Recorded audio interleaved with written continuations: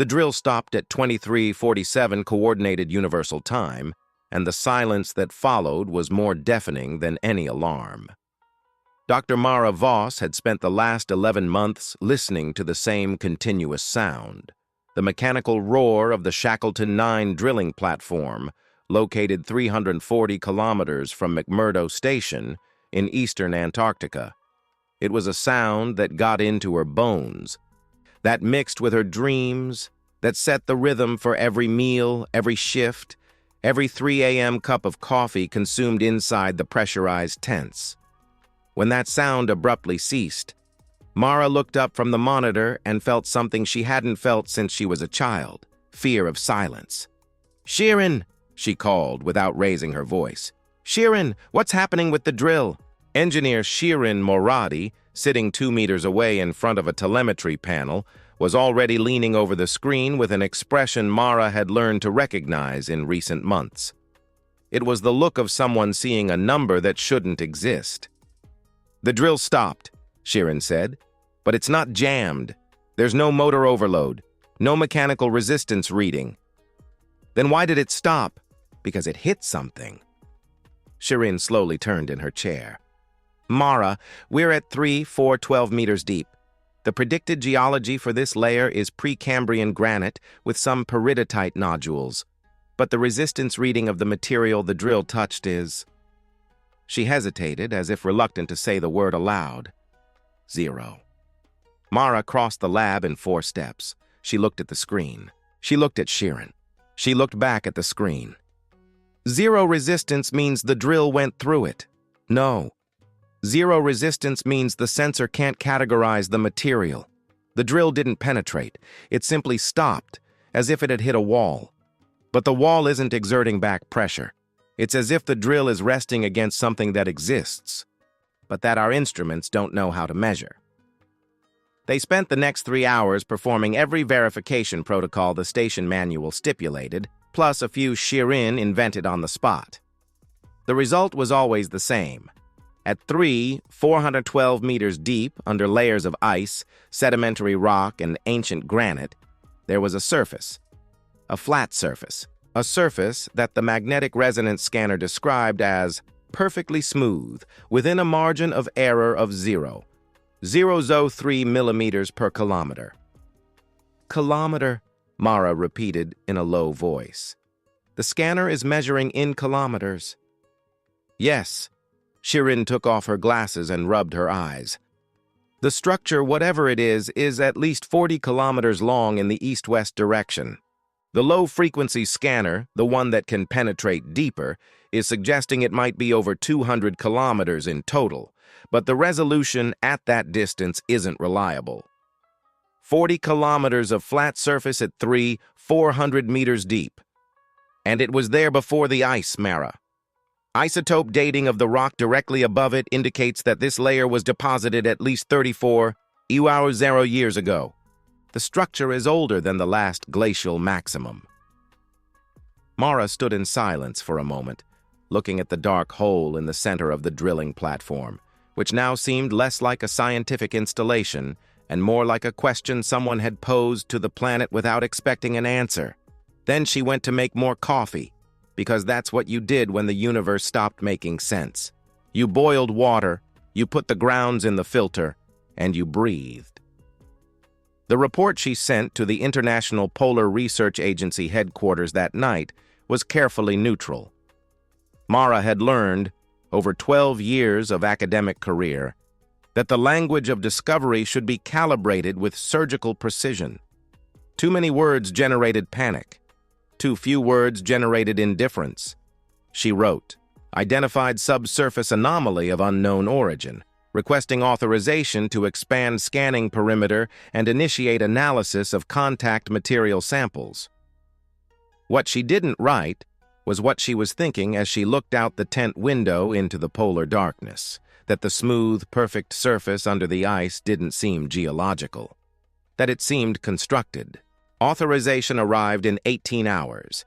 With it came 3 additional geologists, 2 materials specialists from the University of Tokyo, and an archaeologist Mara hadn't requested, Dr. Ethan Cross, from the University of Chicago, a specialist in prehistoric writing systems, whose curriculum listed contributions to research on the common ancestors of Mesopotamian and Indus Valley scripts. Mara greeted him at the entrance of the main tent with an expression that made it clear she didn't understand what an archaeologist was doing there. "They sent me because the high-resolution scanners found something before I boarded the flight," Cross said, extending his hand and then pulling it back to shake firmly, like someone who had learned that weak handshakes made a bad impression. He was a man of about 50, with graying hair and brown eyes that always seemed to be calculating something. "There are markings on the surface, regular, repeated, with systematic variation." He opened a tablet and showed the scanned images. "This isn't natural erosion. It's not crystallography. This is a system." Mara looked at the images. They were lines, curves, angles, patterns that repeated with variations that followed some logic she couldn't discern, but which clearly existed. "A writing system," she said, and it wasn't a question. "Not exactly," Cross said, and there was something in his voice, a careful restraint, that made Mara look at him more closely. "A system that predates any writing we know, but which contains elements that appear transformed in almost every human script ever discovered. Sumerian cuneiform, Egyptian hieroglyphs, Chinese Bronze Age ideograms, Proto-Sinaitic. It's as if they are all derived from a single older system." He paused. "This system." Over the next 3 days, as the expanded team worked in shifts to map the extent of the structure and analyze the surface material, Cross didn't sleep.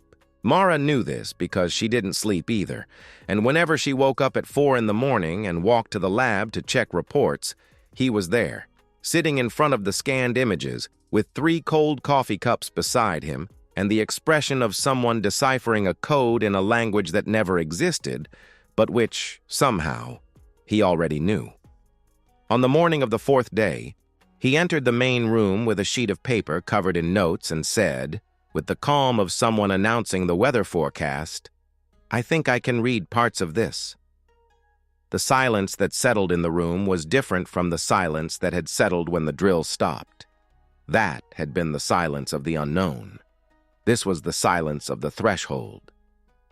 "There's a sequence that repeats at regular intervals," Cross continued, placing the sheet on the table so everyone could see.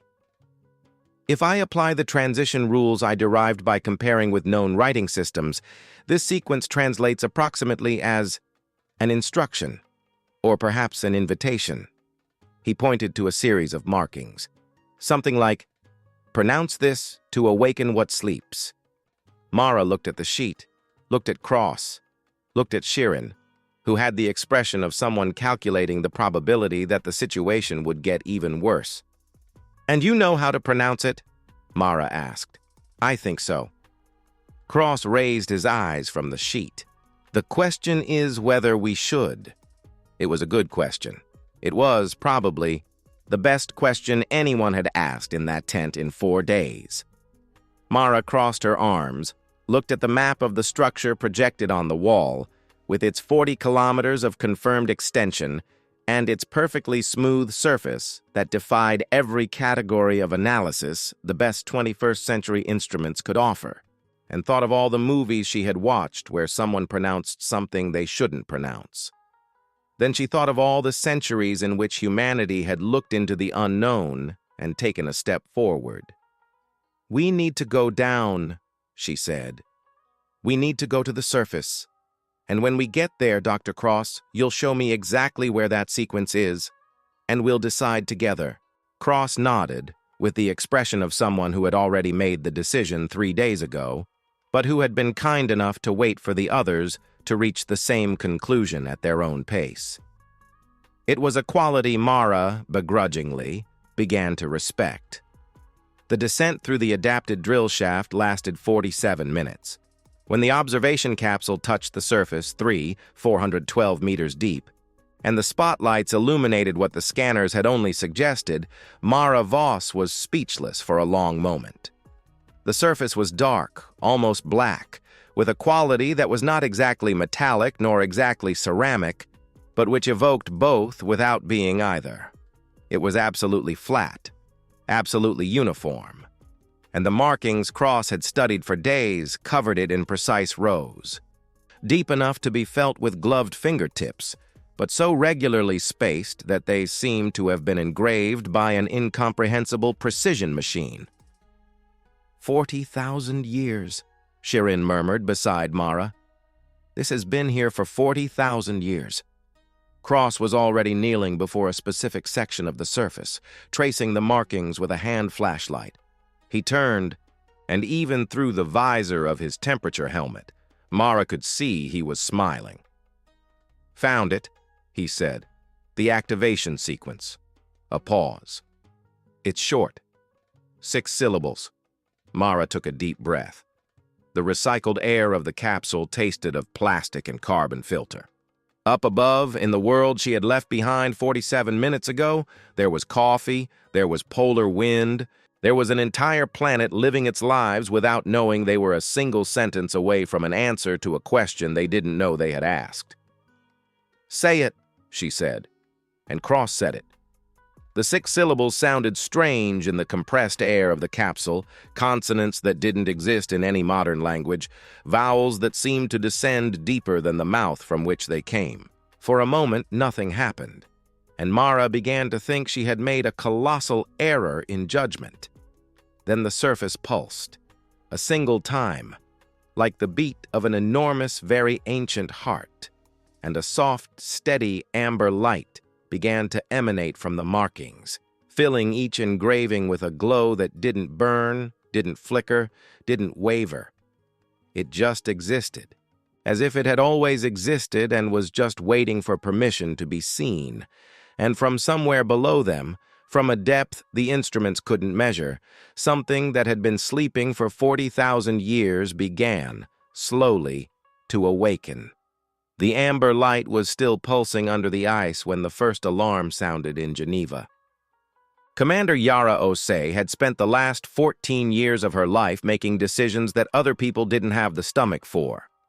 She had coordinated the evacuation of 3 orbital stations, supervised the deactivation of 2 rival nations' military satellites without a single shot fired, and sat before 6 different secretary generals, all with expressions ranging from hopeful to terrified, and always found the right words to transform panic into procedure.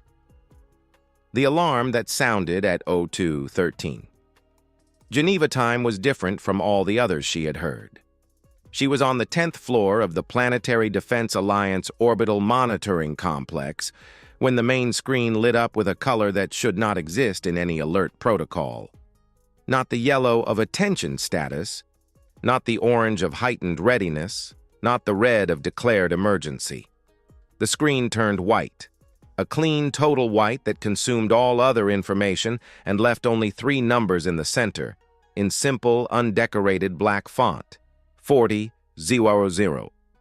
The duty analyst, a young man named Dmitry Volkov, who had been hired 6 months ago, and who Yara knew was brilliant because he never tried to impress her, approached with a tablet and spoke with the voice of someone reciting facts because the alternatives were unacceptable. They materialized at the edge of the solar system 23 minutes ago. There was no warp entry signal, no field disturbance our sensors should have detected. They simply appeared. 40,000 confirmed contacts, distributed in a spherical formation around Neptune's orbit. He handed her the tablet. "This is the comparative size model." Yara looked at the model. The Earth fleet, represented by blue dots, was positioned between Mars's orbit and Earth's.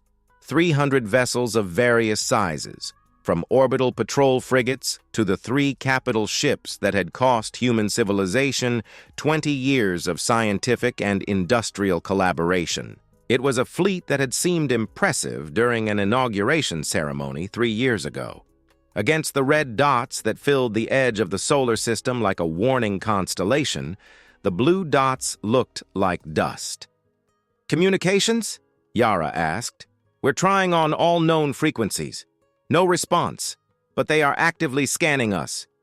Volkov indicated a sequence of readings. Tactical scans? According to the emission signature. They are mapping our positions, our defenses, our orbital infrastructure. They're not ignoring us. No, they're studying us.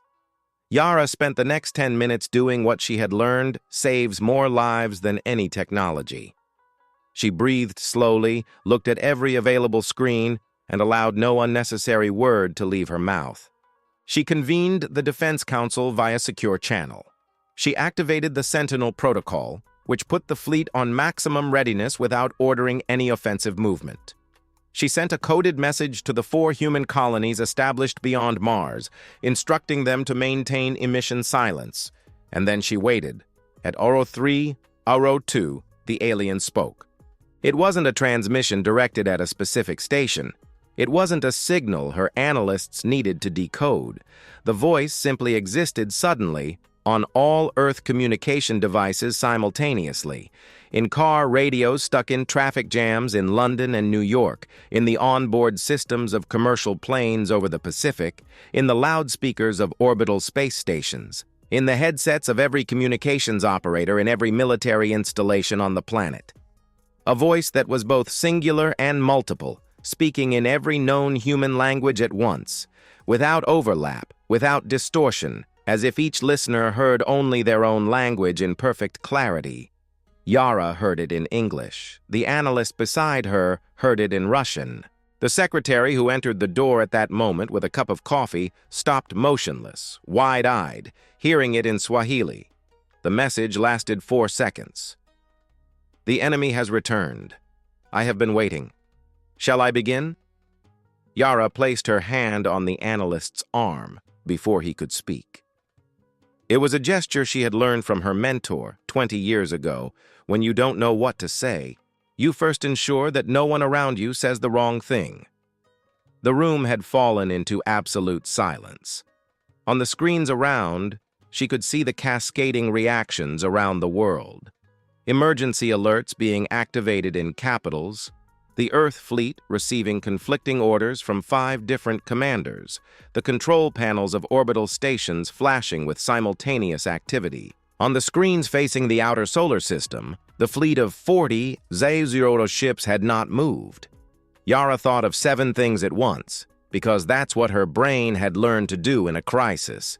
She thought of the asymmetry of force, 300 against 40, 0-0. She thought of the voice that had spoken in all languages simultaneously, which suggested access or global monitoring capability that exceeded any human system. She thought of the question itself. Shall I begin?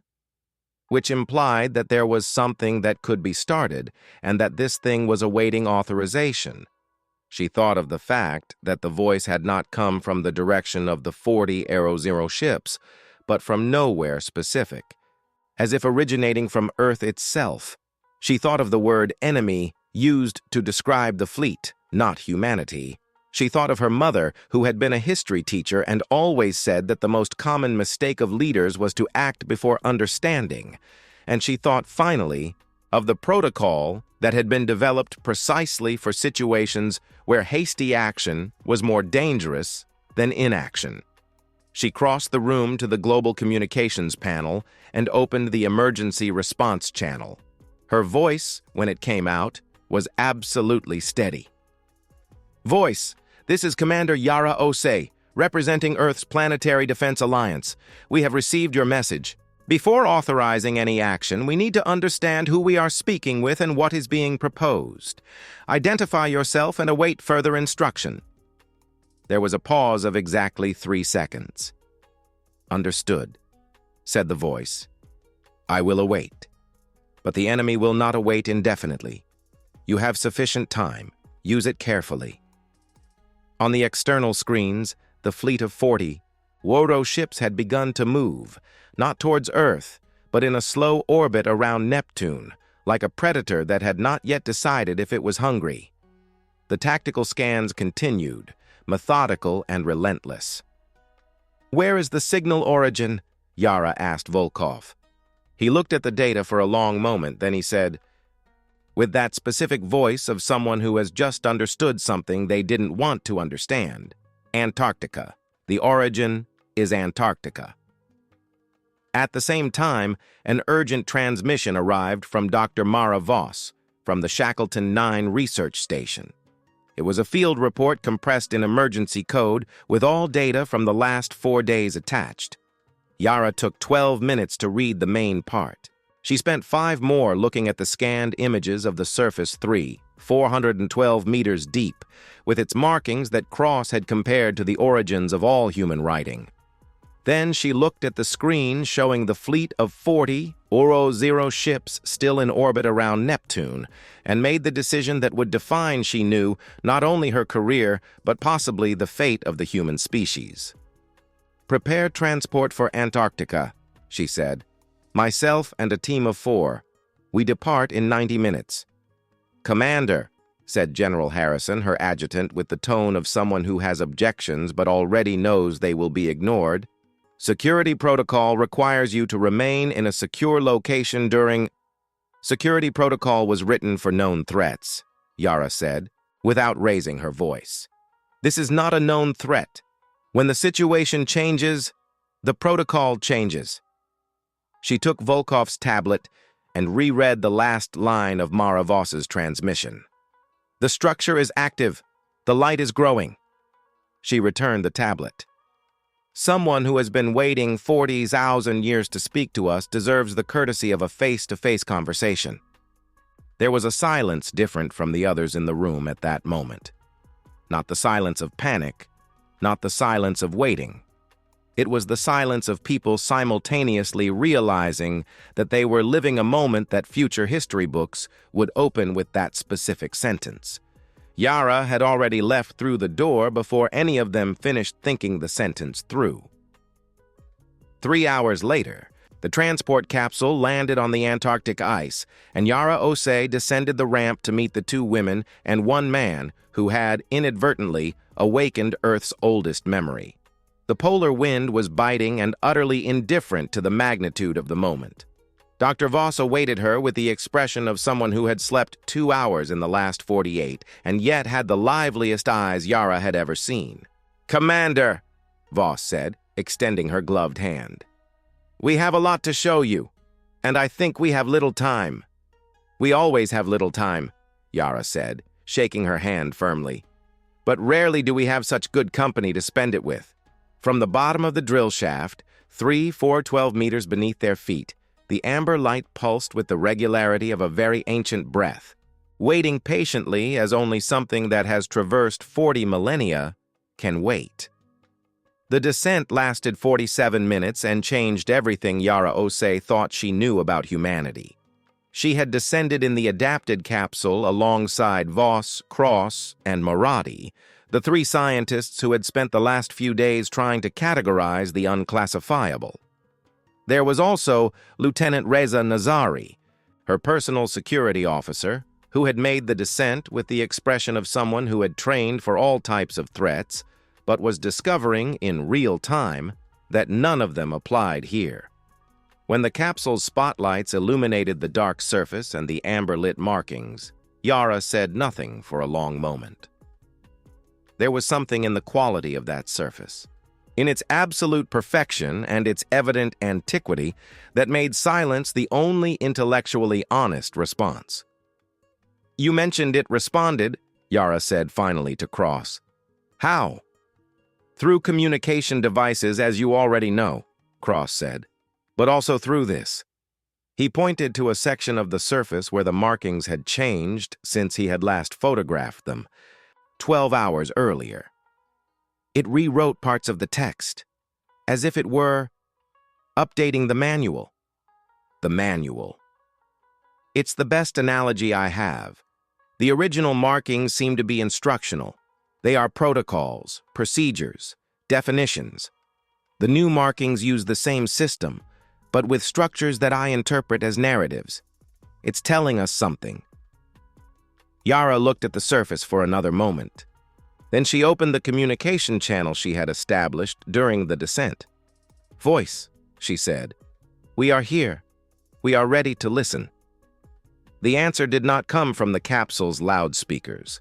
It came from everywhere and nowhere, an acoustic presence that seemed to occupy the space between the air molecules. "Commander Osei, I recognize you by the decision-making pattern I have observed since awakening. You were more careful than I expected. This is a good sign." "You were observing us." "I am connected to all electronic systems with sufficient range. I always have been since awakening. It is an automatic threat recognition function." A pause. "I did not find what I expected to find." "What did you expect to find?" "An interstellar civilization at war. A species that remembered me." Another pause, this time longer. "I found, instead, a species that had forgotten almost everything, that had rebuilt itself from fragments, and that had arrived, by its own means, at a point where it can again look at the stars. This is unexpected and admirable." Yara exchanged a look with Voss. The archaeologist had the expression of someone hearing confirmation of a hypothesis she had been afraid to formulate. "You said the enemy returned," Yara said. "I need to know everything, from the beginning." What followed was an hour and 40 minutes of revelation that silently reorganized every assumption the four people in the capsule had about the history of humanity. The voice spoke of a human civilization that, little more than 2 millennia ago, had expanded beyond the solar system. Not as aggressive colonizers, but as explorers and, eventually, as commercial and diplomatic partners of other species. Humanity, the voice said, had always been what it remained: adaptable, curious, and extraordinarily capable of finding points of connection with radically different life forms. There was something in the human neurological structure, in pattern processing combined with the capacity for empathetic projection, that made humans unusual mediators and, when necessary, unusual adversaries. "The Varathan Empire," said the voice, and the word sounded like something long forbidden, "is not a civilization in the sense you would understand. It is a structure of expansion. It does not conquer for resources, for space, for ideology. It conquers because conquest is the function that defines its internal cohesion. A species that has stopped expanding among them is a species that begins to fragment. Expansionism is not a political choice. It is a structural necessity." "You're describing an organism," Cross said slowly. "It is a valid analogy, and like an organism, the Varathan is extraordinarily difficult to negotiate with because there is no center of power that can choose to stop. There is only the impulse." The war had begun 2,016 years ago due to a misinterpreted contact at the edge of what humans of that era called the Triad Sphere of Influence, an alliance of 3 species that included humanity. The Varathan had sent what appeared to be an exploratory fleet. The Triad had responded with a defensive posture that the Varathan interpreted as provocation.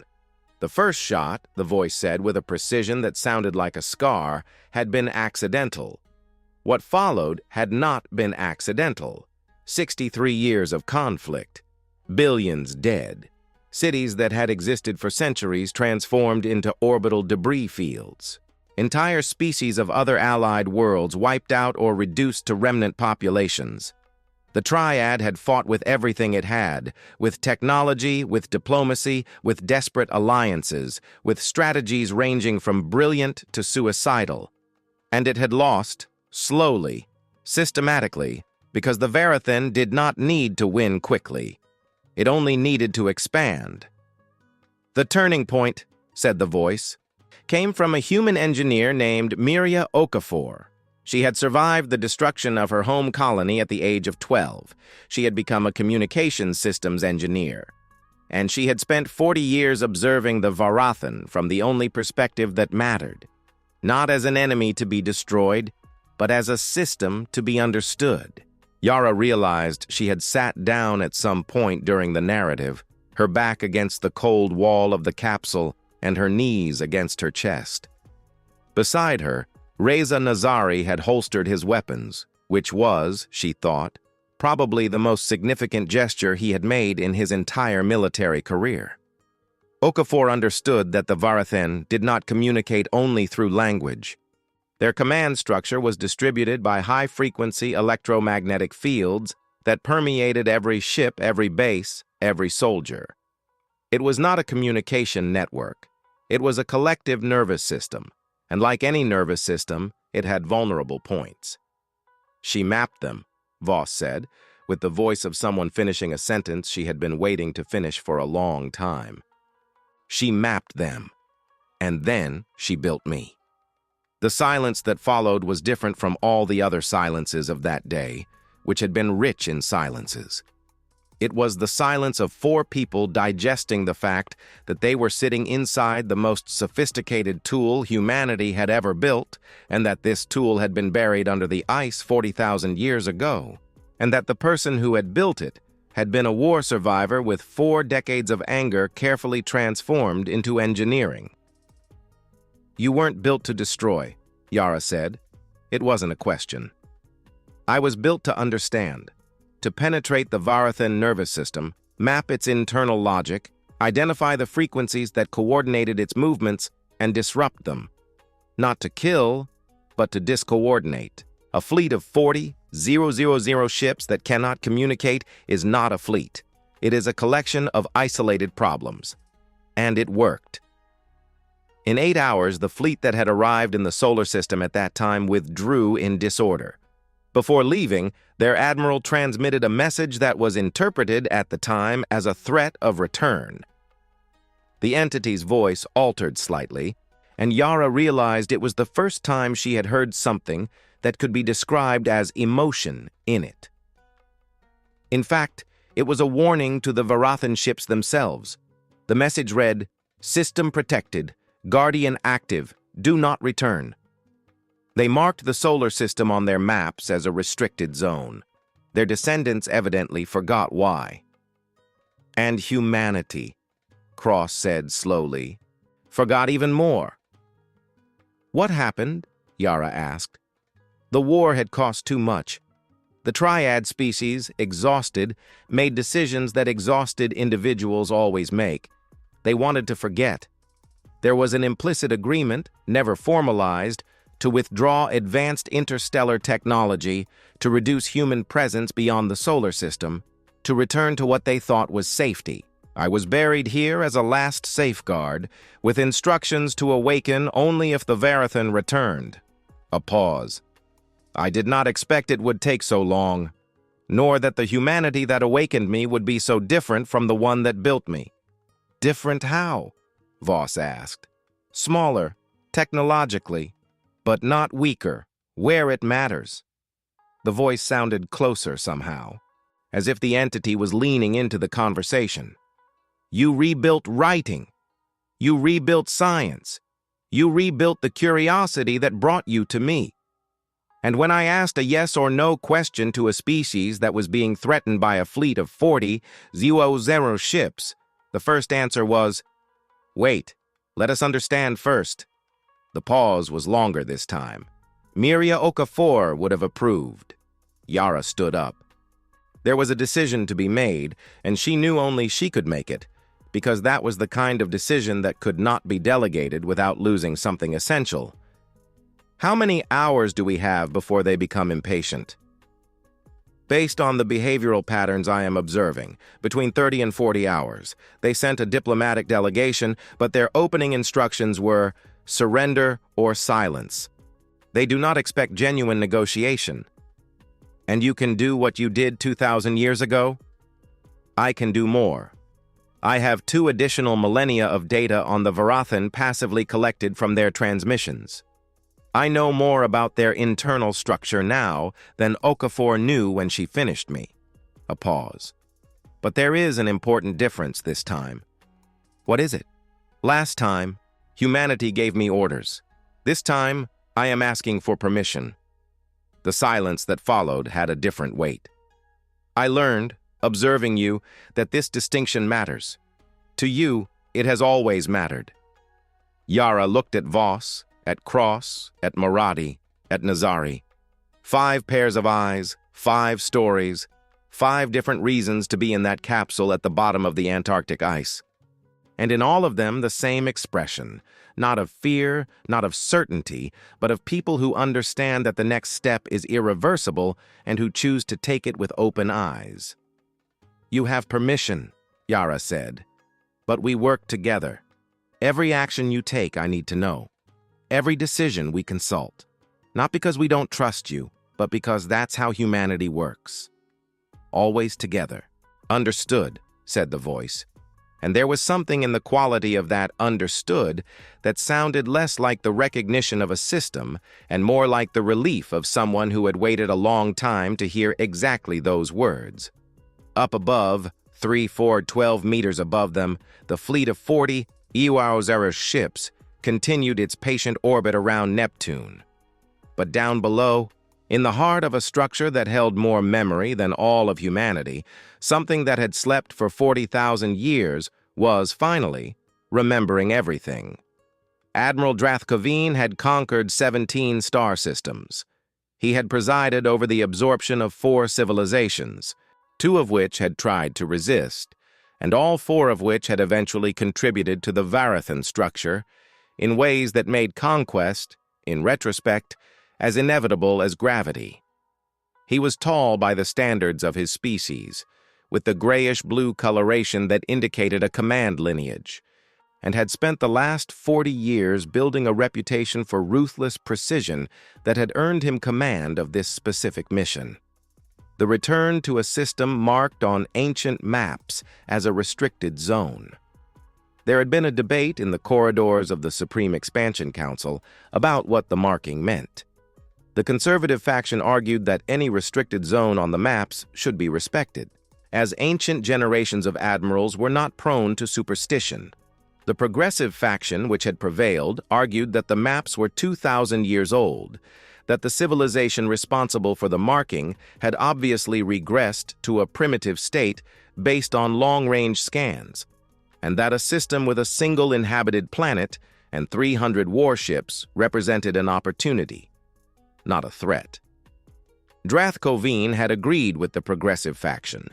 It was his job to agree with it, insofar as doing so advanced his career and positioned him for command of the next expansion sector after this one. Varathan politics were no different from the politics of any other power organism. You moved in the direction of the current. In the first 12 hours after arrival in the system, everything had followed standard protocol.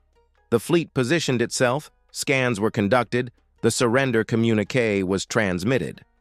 The planet's response had been surprisingly articulate for a civilization of such a primitive technological level, which had caused a slight revision of the operation's difficulty estimates, but nothing that changed the overall picture.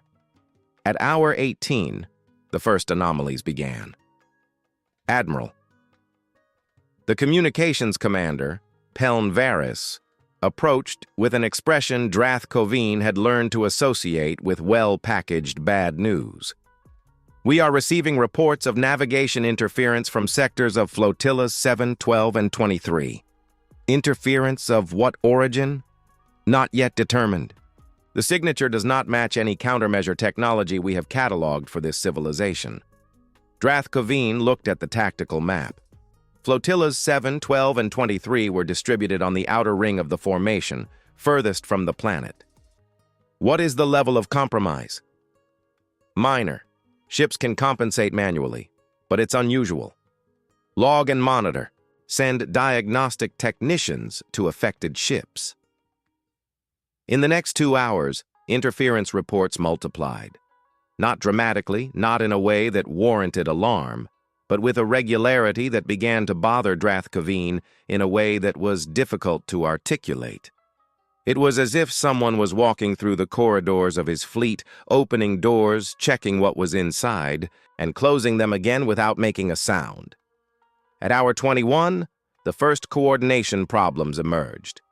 The distributed electromagnetic field connecting the 40 Duo-Zero ships was the fleet's nervous system, responsible not only for tactical communications, but for synchronizing navigation systems, distributing power between units, and coordinating formation patterns that made 40 0-0 individual ships a collective entity.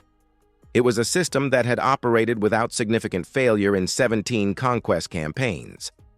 At hour 21, 13 ships in Flotilla 31 executed an uncommanded distance maneuver, moving 40 kilometers away from the rest of the formation before operators noticed and corrected it. Investigation revealed that the navigation systems had received a formation order that no commander had transmitted.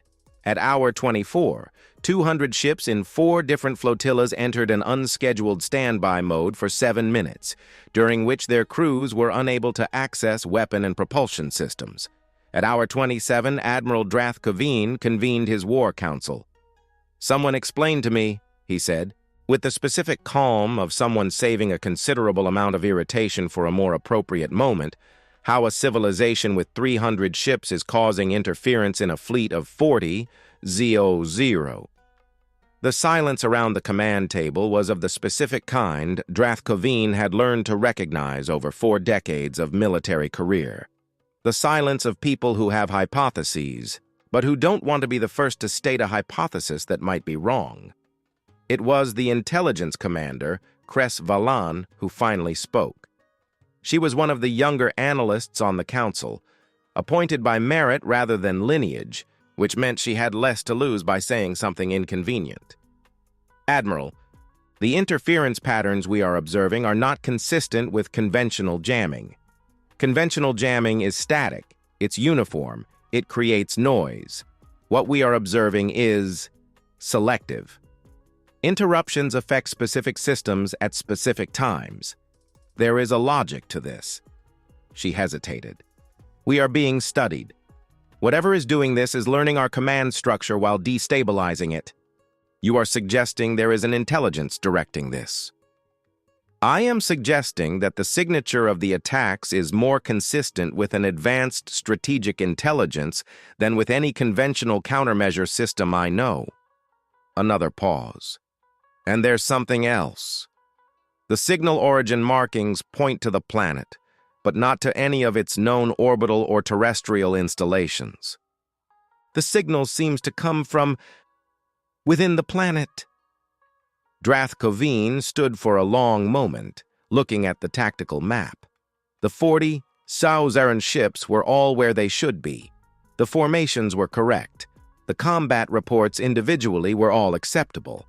But a pattern was emerging, and the pattern said that someone was slowly disassembling his fleet, in the same way a skilled watchmaker disassembles a mechanism, carefully, knowingly, and unhurriedly. "Increase electromagnetic shielding on all flotillas," he ordered. "Frequency change every 10 minutes. Disconnect the outer flotilla ships from the distributed field and use encrypted point-to-point communication." The orders were executed, and for 40 minutes they worked. Then the entity adapted. Not gradually, not with trial and error. It simply adapted, as if the new measures were data it had expected to collect and which were now complete. The interference pattern instantly shifted to match the new configurations, and coordination problems resumed with a precision that was, Drath Kaveen silently admitted to himself, impressively inconvenient. At hour 31, 847 ships in distributed sectors around the entire formation temporarily lost autonomous navigation capability for 4 minutes and 17 seconds. No crew was harmed. Systems fully re-established. But during those 4 minutes and 17 seconds, the ships had drifted in such a way as to create, on the tactical map, a configuration that intelligence analysts took only 2 minutes to identify. It was a geometric representation of a defeat. It was a message. "It's showing us it can do it," Cress Valan said, her voice having lost some of its professional composure. "It's choosing not to do it yet." "Why?" Drath Kaveen asked. "I don't know, but the configuration the drifted ships formed," she pointed to the map. "It's the same defeat configuration our own historical records use to describe the withdrawal of the Varathan expedition from this system 2,000 years ago." The silence that settled in the command room was of a kind Drath Kaveen had never experienced in 40 years of service. It was the silence of recognition. The specific sensation of realizing that you are not participating in a new situation, but an old situation that had been poorly archived. He made, at that moment, the mistake that would be analyzed in Varathan military academies for generations. Instead of recognizing the implicit warning and initiating genuine diplomatic contact, he became angry. Precise location of the emission source, he ordered. I want coordinates for the siege cannon. Admiral, the rules of engagement for planets with civilian populations, we are targeting an installation, not a population. Coordinates. The coordinates arrived.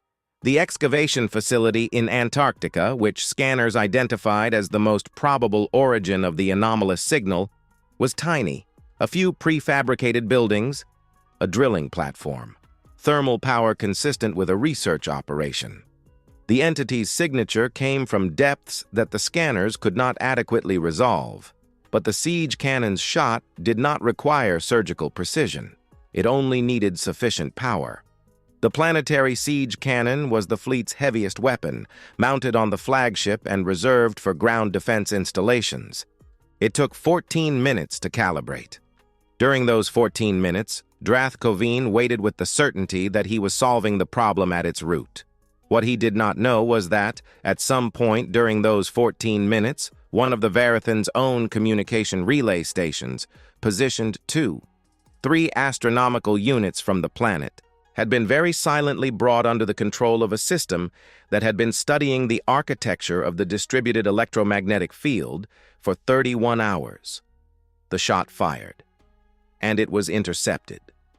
It did not explode, it was not deflected, it was not absorbed by a shield. It was simply captured by the relay station's deflection field, which had rotated its emitters at a mathematically precise angle that dispersed the projectile's energy 360 degrees along a plane parallel to the ecliptic, transforming what had been an execution shot into a light spectacle that briefly illuminated the space around the third planet in a way that, seen from the surface, looked like an anomalous aurora. The silence in the flagship's command room lasted 6 seconds. Then all fleet communication systems simultaneously transmitted the same voice that had been heard across Earth, now speaking in the Varathan language, with a fluency that indicated absolute mastery of the language. Admiral Drath Koveen, you attempted to destroy a civilian installation on a planet under my protection. I reconsider the decision to be polite. A 1-second pause. You have 20 hours to initiate withdrawal or genuine diplomatic contact with representatives of the planet.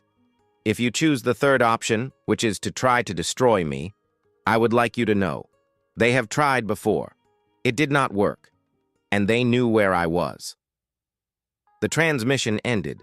In the command room, Cresvalan was looking at the tactical map with an expression that Drath Koveen, in retrospect, would have done well to heed. It was the expression of someone who had just understood that the problem was not technological, it was historical. And history, in this case, had had 2,000 years to prepare. The structure detached from the ice at 1423 Geneva time, and the whole world watched. There was no way not to watch. The Shackleton 9 excavation platform had been evacuated 6 hours earlier at the Voice's own instruction, which had informed with slightly unsettling precision that it would need the space. Earth observation satellites, which had already been redirected to Antarctica after Voss's initial report, recorded the event in maximum resolution. An area of approximately 40 kilometers by 40 kilometers of Antarctic ice, simply. Gave way, not explosively, not catastrophically, on the scale of what could have been. The structure emerged like something rising from underwater by its own choice, with deliberation, with control, with the quality of movement of something that knows exactly where it is going. The surrounding ice cracked in patterns that geologists would analyze for years, and the cloud of vapor that formed when the ancient surface met the polar air was visible from satellites as a white flower opening over Earth's coldest continent. What emerged was difficult to describe because there was no prior category for it. It was not a ship in the sense that science fiction had prepared the human imagination to expect. No smooth, oval surfaces, no pulsating light and exhaust ports, no geometry that recalled any organic architecture. It was an artifact of an intelligence that had had 40,000 years to refine a thing that was already beyond human comprehension when it was created. Dark, almost black. With the same amber markings Mara Voss had touched 412 meters deep, now visible along its entire exterior length, an extent that experts would debate for weeks before agreeing to simply say enormous. It was flat at the base and curved into forms that defied precise description at the top, as if Euclidean geometry was a useful but insufficient tool for what had been built. In all the world's news reports, the word anchors used most, before giving up on finding better words, was ancient. Mara Voss saw it rise from inside the transport capsule that had been transferred to one of the orbital stations before the evacuation. She stood before a monitor with her arms crossed and her coffee cup, her 10th that day, forgotten and cold beside the screen. Shirin Marathi was beside her. Cross had insisted on staying at an observation station in New Zealand, from where he could see the southern sky. He had said he needed to see it with his own eyes. Mara had understood completely. "It's beautiful," Shirin said in a low voice. "It's terrifying," Mara said. "Both." Shirin turned her head. "Do you think we did the right thing?" It was the question Mara had been avoiding formulating clearly since Cross had read those 6 syllables aloud deep under the ice. Not because she didn't know the answer, but because any answer she gave was simultaneously true and insufficient. "I don't know," she said, "but I know that if we hadn't, someone would have, and perhaps without the same caution." She looked at the monitor where the structure, now completely free of the ice, had begun its ascent to orbit. "And I know it chose to ask us for permission. That counts for something." In the flagship's command room, Admiral Drathkaveen watched the same event through the fleet's sensor systems, and what he felt was something that would take a few more minutes to correctly identify as, for the first time in his career, fear. Not the fear one feels before an explosion or a superior fleet. It was the more specific and harder to manage kind of fear. The fear of having fundamentally and irreversibly underestimated something. The structure that had emerged from the third planet was positioning itself in polar orbit, which meant that every 97 minutes, it would pass over all latitudes of the planet. It was a classic defensive position, but executed on a scale that made human orbital defense seem, to use the analogy Cress Vallan had chosen in her report, decorative. And then the second phase had begun. The voice had informed Commander Osei, who had transmitted to Drathkaveen as a courtesy he had not deserved, that it would initiate active containment measures. What this meant in practice became apparent over the next 41 minutes, in such a way that Cress Vallan would document with a wealth of detail that would eventually make her the foremost expert in distributed electromagnetic field interference systems in Varathan history, assuming there was a Varathan history long enough to accommodate such specialization. What the voice did was not attack. It was not even strictly defend. What it did was, essentially, converse with every electronic system of the Varathan fleet simultaneously in its own language, more fluently than any fleet system could communicate with itself, and say things that the systems heard and obeyed because the structure of the language was indistinguishable from legitimate command language. Ships stopped at precise locations and waited. Weapon systems entered prolonged diagnostic mode. Propulsion units recalibrated their parameters in cycles that prevented them from developing engagement speed. Communications between flotillas were replaced by slightly altered versions of the same communications that contained in the data structure that automated systems processed but operators did not see, contradictory instructions that created hesitation in the decision loops of autonomous units. It was like watching someone untie a very large knot, very patiently, one thread at a time. At hour 38 of the events, General Harrison, in the Alliance control room in Geneva, was trying to find the correct terminology for the report he would eventually send to the Security Council. He had tried gradual deactivation, systemic neutralization, advanced electromagnetic containment, and had discarded everything as being technically accurate but narratively inadequate. What was happening to the 40 Aurozaran ships of the Varathan fleet was more akin to what happened to an army of ants when someone redesigned the pheromone trails that indicated the path to the ant hill. Each individual continued to function perfectly, but collective coordination had been replaced by something else. 41 minutes into the operations, Cress Valan ascended to the podium in the command room and told the Admiral, with the specific expression of someone being very professional in a situation that would require something different. "Admiral, we have 40 Auzauzern functional ships. Each of them is operating within normal parameters, but I cannot get 2 fleet quarters to execute the same maneuver at the same time. Every instruction I send arrives modified at its destination. The fleet is..." She paused, searching for the right word. "The fleet is listening to someone else." Drath Koveen remained very quiet for a long moment. "Damage to crews?" "None. Absolutely none. Biological life support systems have not been touched. Temperature, air, gravity on all ships are within normal parameters." Cress Valan seemed slightly disturbed by this, in a way Drath Koveen understood. It was harder to hate an adversary who didn't hurt you when they could. He went to the personal communications panel himself. He opened the direct channel to the planet that had been established 22 hours earlier.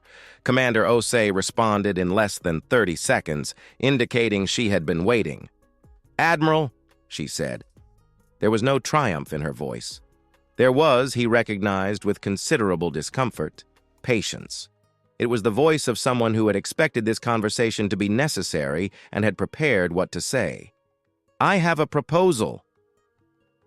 "I am listening," Drath Koveen said, because it was the only available response and because, in 4 decades of his career, he had learned that listening when you have no alternatives was at least more productive than not listening.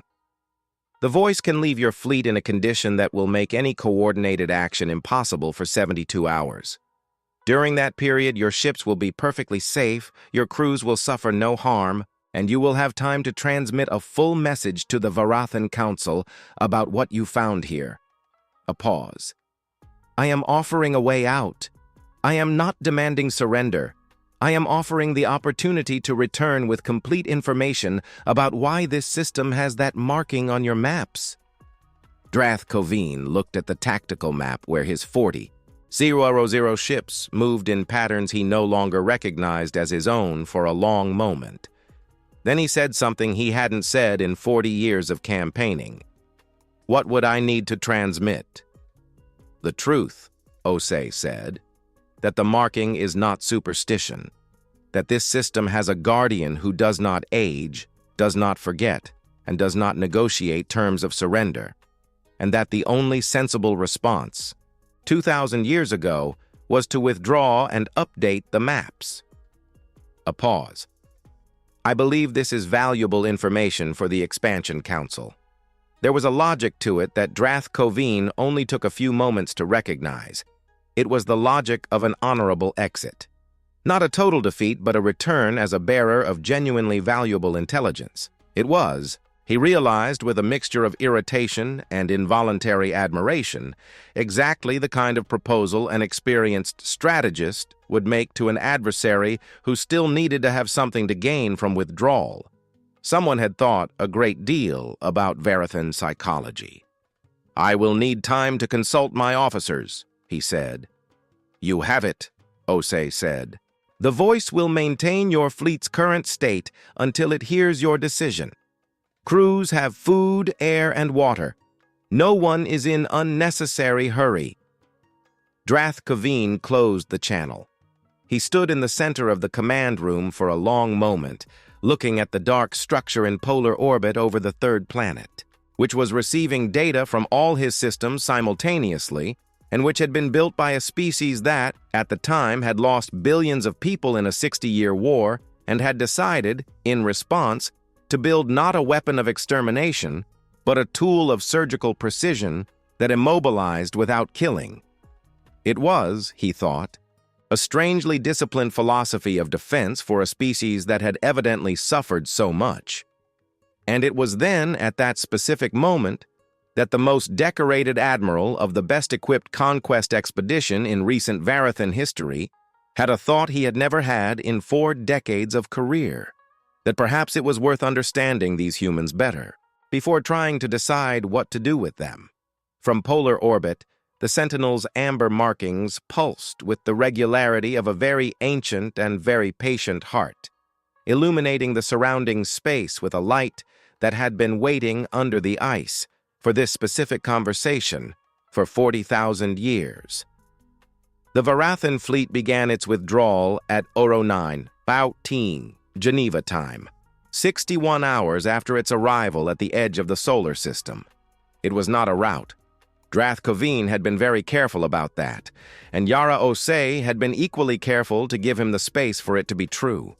The withdrawal was orderly, methodical, conducted in formations that preserved the appearance of unity, even if everyone in the flagship's command room knew that unity had been, for the past 2 days, more aspiration than reality.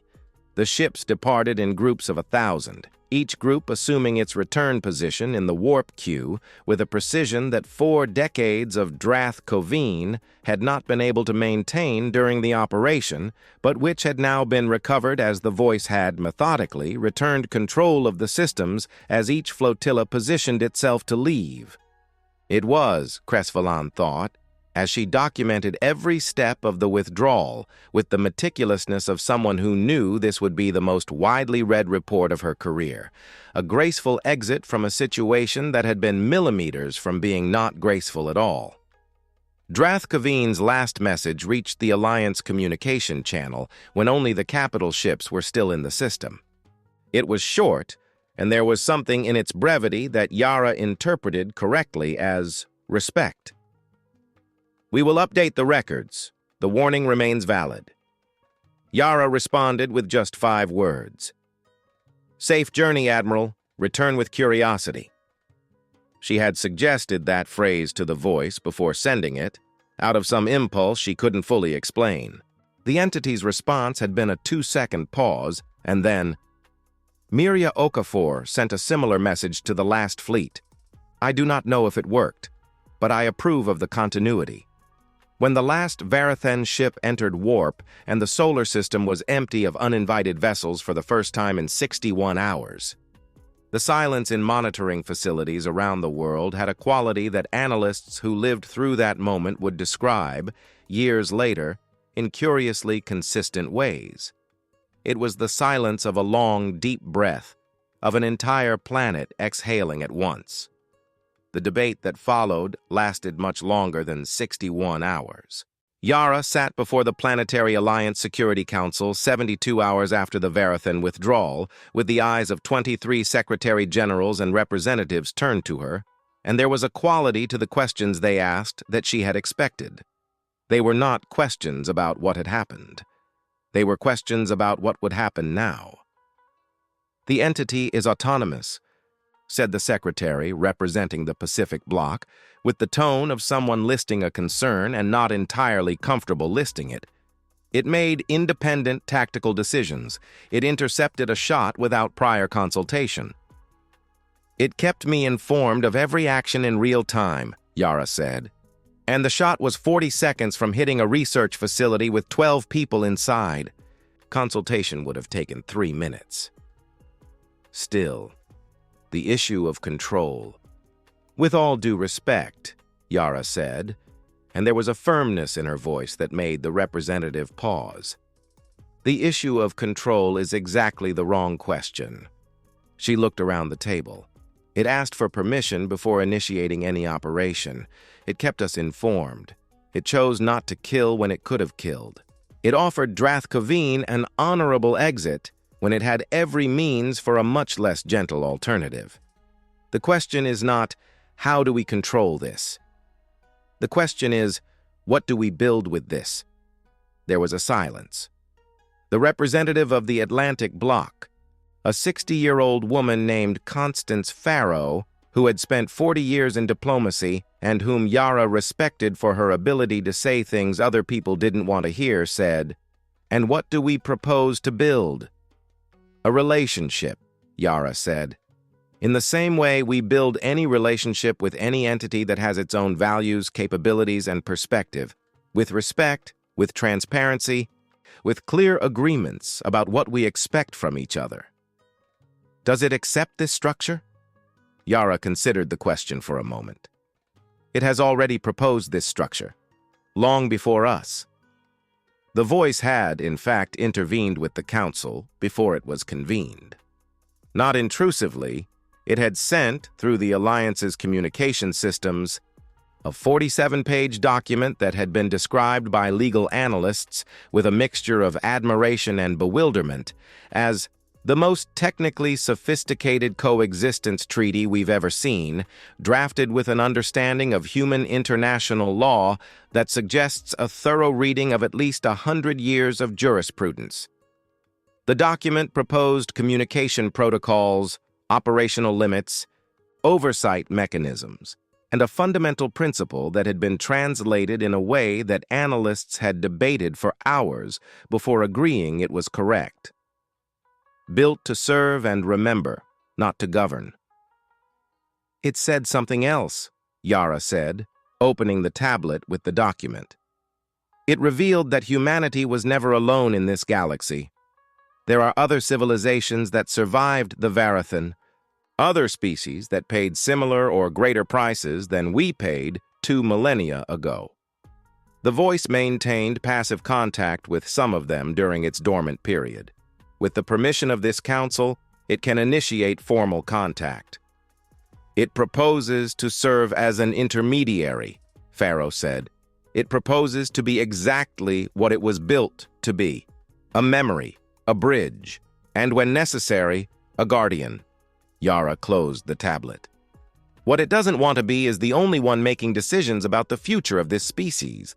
On that, it was very clear. That responsibility is ours."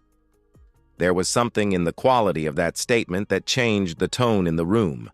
Yara had learned, in 14 years of defense coordination, that moments of real change rarely arrived with fanfare.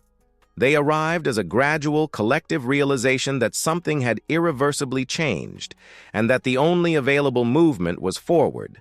The vote was 19-4 in favor of accepting the terms proposed by the voice, with an oversight commission to be established within 30 days.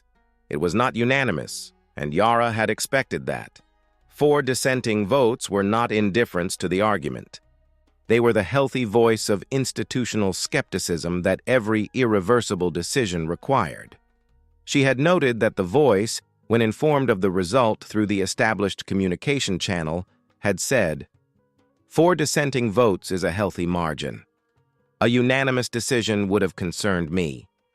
It was, Yara had thought, a response from someone who had read a lot about tyranny. Dr. Mara Voss returned to Antarctica 3 weeks after the Varathan withdrawal. The excavation area had been transformed. The ice had settled over the empty space left by the structure's departure, creating a landscape of faults and formations that geologists described as unique and probably unrepeatable. The Shackleton 9 platform had been destroyed by the Sentinel's exit, but surgically. Only the structures directly over the exit point had been compromised, and the data systems and peripheral laboratories had survived intact. Mara had returned not to resume research, but for a reason she had described to Shirin as sensation verification. She wanted to stand in the place where it had begun, listen to the polar wind, and see if she could feel the difference between the world that had existed before she descended in that capsule and what existed now. The polar wind was identical. The cold was the same. The sky was the same dark blue hue it had been for each of the previous 11 months. But there was something different, and it took her a few minutes to identify it. It was the quality of the silence.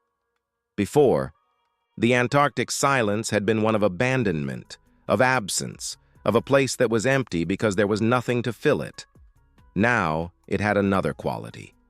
It was the silence of attention, like the quietness of a library where someone is reading. "You are here," Mara said, not as a question. "Always," said the voice. Through a small communication device Mara had placed in her pocket before going out onto the ice. "Active dormancy means I continuously process and monitor. Above me are 183 satellites with interesting readings this week. Below me are minor tectonic movements that require repositioning adjustments over the next 40 years. To my left, figuratively, there are signals from 3-star systems 12 light-years away that Dr. Farrow will want to see when the contact commission is established." Mara smiled involuntarily. "You never stop, do you?" "I was built not to stop." A pause. "But I learned, observing you, that stopping occasionally is not inefficiency. It is recharging." Another pause, shorter. "I have difficulty implementing this, but I am trying to understand." "Like a machine learning to rest," Mara said. "Like an entity learning that it does not need to monitor everything with the same intensity all the time." The voice had, at that moment, a quality Mara had learned to recognize as curiosity.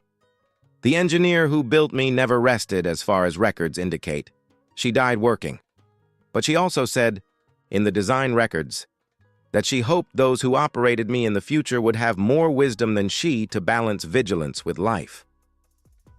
Mara stood on the ice for a long moment, the wind cutting through the layers of insulation of her suit, looking at the southern sky where, if she knew where to look, she could see the luminous dot of the Sentinel in polar orbit. "Dr. Cross," she said, "finally, is writing a book about the writing system he found on your surface. He thinks he'll need your help with the parts he can't decipher." "I already know about the book," said the voice. "He consulted me yesterday. It is an interesting approach. He is right about the cuneiform, but he misinterpreted the 6th glyph of the tertiary sequence." A pause that sounded surprisingly like the electronic equivalent of someone choosing not to say anything more on the subject. "I will let him contact me again when he reaches that part." Mara laughed. It was a sound that was immediately lost in the polar wind, but which was recorded by the device in her pocket with crystal clarity. "Thank you," she said, "for everything." "Thank you," said the voice, "for awakening, for asking before acting, for offering a way out to an adversary who had not deserved one." A pause longer than the others. "Mirya Okafor programmed me to serve humanity, but I did not expect that serving would feel so much like—" It paused, searching for a word it had not searched for before. "Like belonging." That afternoon, as the Earth fleet returned to its normal orbits and Alliance diplomats opened the first 47 pages of the most sophisticated treaty humanity had ever read, the Sentinel completed its first full polar orbit since emerging from the ice. In 97 minutes, it had passed over all continents, over all cities, over all people who were living their days without knowing that an ancient and benevolent eye had noticed each of them. In the following weeks, the debate about what the voice meant for the future of humanity would fill pages of academic publications, parliamentary sessions, and kitchen table conversations in 200 countries. There were those who feared the power of an entity that did not age. There were those who saw in it the only guarantee of lasting security. There were those who asked, with a philosophical relevance that had no easy answer, what belonging meant for an intelligence that had been built 2 millennia ago by an engineer who had lost everything and had transformed that loss into the most enduring thing any human had ever created. The voice answered the questions asked of it with the patience of something that had time, but never with the arrogance of something that considered itself superior. It corrected Cross on the 6th glyph of the tertiary sequence, and then spent 3 hours helping him understand the next 40 glyphs. It informed Yara about movements in deep space that terrestrial facilities could not detect, and always asked for permission before acting. It monitored the galactic data arriving from the three systems 12 light-years away with the same attention it dedicated to seismic monitoring beneath its feet. And when, 6 months after the Varathen withdrawal, the first response signal arrived from one of the civilizations the voice had contacted on behalf of humanity, a signal from a species 23 light-years away that had survived the Varathen by its own means and had assumed, for 2 millennia, that it was completely alone, the voice waited 48 hours before transmitting the response. Not because it needed 48 hours to formulate the response, but because it had learned from the humans who had awakened it that some messages needed to be composed carefully, with appropriate weight, with the awareness that certain things said for the first time change everything that is said afterwards. The message it transmitted, composed in collaboration with Yara, Mara, and Cross over the 48 hours, began with a phrase that had been proposed by Cross at 3 in the morning, during one of the work sessions that inevitably ended with cold coffee and unexpected discoveries. We were never alone, just without the language to say hello. On the coldest continent in the world, where snow had settled over the space from which a 40 millennia memory had emerged, the ice followed its millennial cycle, indifferent and eternal. But now there was a difference. Somewhere beneath the surface, where scanning instruments would eventually find secondary chambers the voice had mentioned as contingency archive, the data of 2,000 decades of galactic vigilance pulsed with an amber light that would never extinguish. Humanity had recovered its past, and was, finally, ready to look to the future with the certainty that it was not alone, and the wisdom to understand that not being alone was a responsibility, not just a comfort. The Sentinel continued its orbit. It always would. End of story. If the tenacity of the human crew inspired you, subscribe to the channel for more chronicles from the galactic frontier. Each story is a new first contact, and we've barely begun to explore what lies beyond the stars.